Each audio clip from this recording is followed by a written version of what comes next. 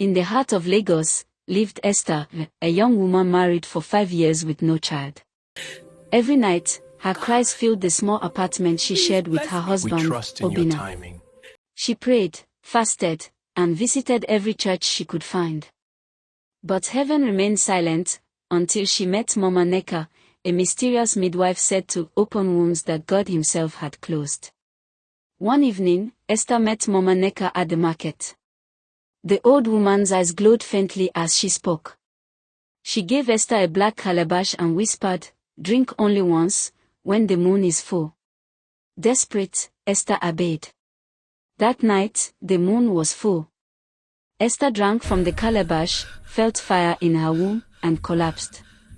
Her husband rushed to her side, but when he touched her, the lights flickered, and he heard whispers from the walls. Within days, Esther's belly grew too fast. In 1 week, she looked 5 months gone. Her husband begged her to see a doctor, but she refused. Mama Neka said not to tell anyone, she whispered. On the 7th night, the lights went out. Screams echoed through the building. Neighbors said they saw fireflies swarming her window.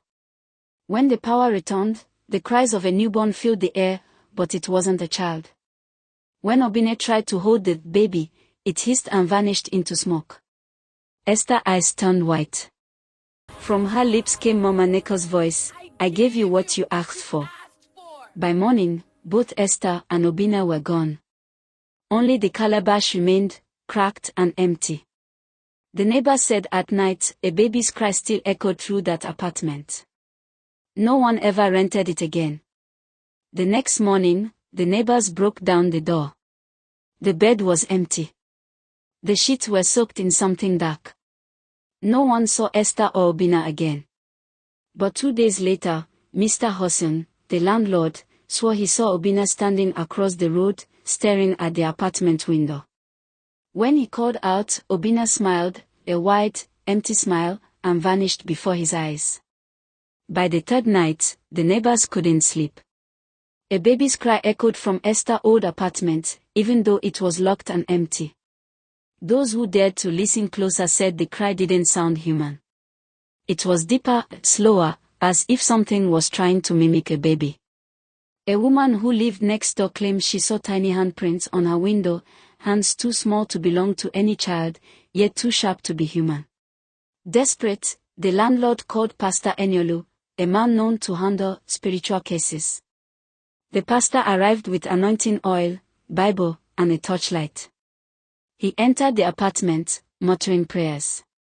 Moments later, neighbors heard him screaming. When they rushed in, the room was dark, and Pastor Enyolu was on the floor, trembling, eyes wide open. He kept whispering, "It wasn't a baby, it was a thing made of shadows." The police began searching for Mama Neka. But in the market, no one had ever heard of her.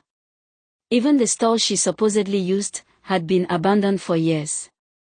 Old traders said the woman who used to sit there died long ago during childbirth. They said she was once a midwife, who helped barren women conceive using the spirit of unborn children. Each child born through her ritual was half human, half shadow. And every few years, one returned to take another mother's womb. Months passed. The building remained empty. But one night, a new couple moved in, unaware of the story. The wife, Adiz, was newly pregnant. At first, everything seemed fine. But on the 7th night, the husband woke up to a sound. It was a baby crying, coming from the kitchen. He opened the door and froze. Inside, a black calabash sat on the table, rocking itself gently. The next morning, Adiz went into labor, too soon. Her screams echoed through the building. When the midwife arrived, she ran out crying. What she saw on that bed wasn't a child. The same neighbors whispered. Another womb has been claimed. No one dared enter the house again. At night, the building glows faintly red. And the cry of something not quite human echoes down the street. They say desperation makes humans forget where prayer ends, and where darkness begins. Esther's only sin was wanting a child too badly.